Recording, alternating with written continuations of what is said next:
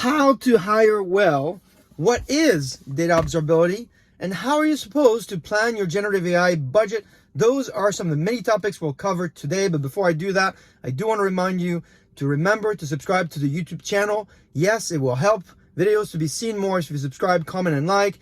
But if you're not going to do it for me, do it for yourself, because subscribing to the channel will allow you to catch the episodes as they get published. A few weeks ago, I asked you which guests should I bring on the CarCast, and many of you have sent me quite a few suggestions, many of which have responded and are lined up over the next few weeks and few months to be on this CarCast. And trust me, you're not going to want to miss those episodes. So go ahead, smash the like and subscribe buttons so you can be on top of that.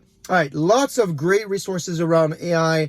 This past week, I had the honor of being on CXO Talk to talk about generative AI for the enterprise. We talked about how to identify use cases, why trust and quality are in fact your competitive moat if you're an enterprise deploying Gen AI applications. And we talked about the financial impact and adoption of generative AI.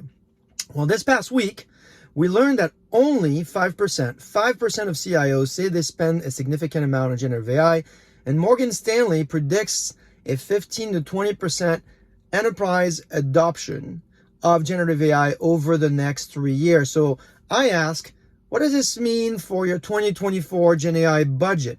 Many of you have already chimed in on that post. Mike Nash, I see you, and thanks for giving me your thoughts about improvement on LLM economics and potential for greater optimization.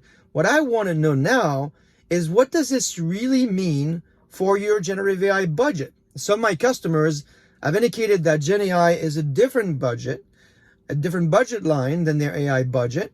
They're keeping their AI budget intact while they're opening a new line of budget for Gen AI. I want to know about you. I've published a LinkedIn survey on that.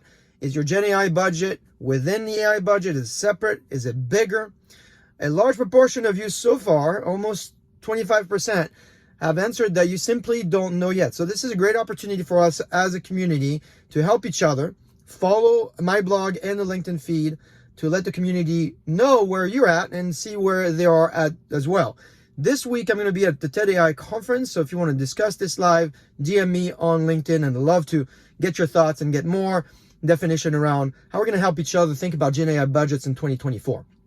Now, we've talked about the importance of a sound data infrastructure for Gen AI applications to work. And last week, I published a post on Gartner's perspective on that, specifically about data observability. And many of you have reacted.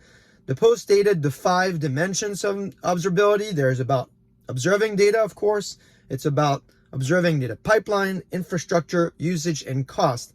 Well, this past week, our friend Sanjeev Mohan goes even further and explains that the industry, in fact, needs something he calls data biz ops. His logic's really simple. You know, the average enterprise has gone from a dozen applications within the firewall to hundreds of SaaS applications outside their firewall. On average, the organization, the enterprise today, is 110 applications. Some companies have 500 applications. We know that with the trend of more data, more users, more use cases, this also can mean more problems that data engineers have to worry about around detecting, analyzing, and acting on issues related to the quality of their applications, reliability of them. And finally, Sanjeev also notes that apparently 30% of cloud costs is in fact wasted. So there's a huge opportunity here for leaders to optimize, but they have to do it within the context of not just cost, but also value creation. And that's what data biz ops is about. I like the concept. I've always been a big believer in this idea of value creation. In fact, about a year ago, I wrote on VentureBeat about this topic, and I talked on my keynote at the ThoughtWorks conference about this idea of putting cost and value as a key conversation for customers when they deploy their data mesh and their data products. I think you'll like Sanjeev's post. Go check it out. He's always insightful and very thoughtful in his approach. Now, speaking of insightful and thoughtful, this book here by Claire Hughes-Johnson, who's the former CEO of Stripe, is a textbook piece of management writing. Now, I didn't write that. The Economist did in their review that they did just earlier this summer. And there are many, many reasons why I love this book, and everybody, I think, should pick it up if they're a leader. One is, you all know I'm a big fan of frameworks and systems, and this book has a ton of them. 2, it's a very practical and applicable book. It comes with exercises, examples, it's got a ton of valuable references. In fact, On the margins here, there are mini QR codes you can snap to get access to more resources. And if you bought the digital version of this book, which I did, you'll also get an access to a PDF of the workbooks. That's 125 pages full of resources. This is a true reference book. I think you'll really enjoy it. On the substance, on the content itself, you're not going to be disappointed. There's lots to cover here. The book is 400 pages, so we're not going to have time to cover all of it. But there's at least 2 things that I think you can act on immediately.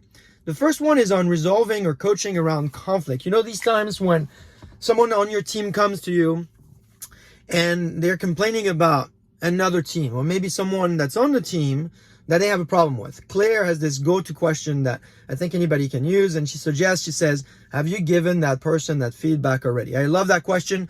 Reminds me a lot of a question I learned from Dave Kellogg that I've used with much success. What did you say, or what did they say when you told them about that? What did they say when you told them about that? Really powerful question, because it implies that this individual that's complaining to you has already addressed it with that person. I've used that with much success. I suggest everybody does that. And then the second part that I really like, which in fact is a foundational principle in the book, is this idea of self-awareness. And the bottom line is that when it comes to leadership, it starts with you. And one of the key principles in Claire's method is about building self-awareness to build mutual awareness. And she uses this analogy of coming back to your operating system. Now, a practice I've learned a lot from is when you write what's called your own user guide. This is a document that you write that details your principles, your values, your preferences, your communication style.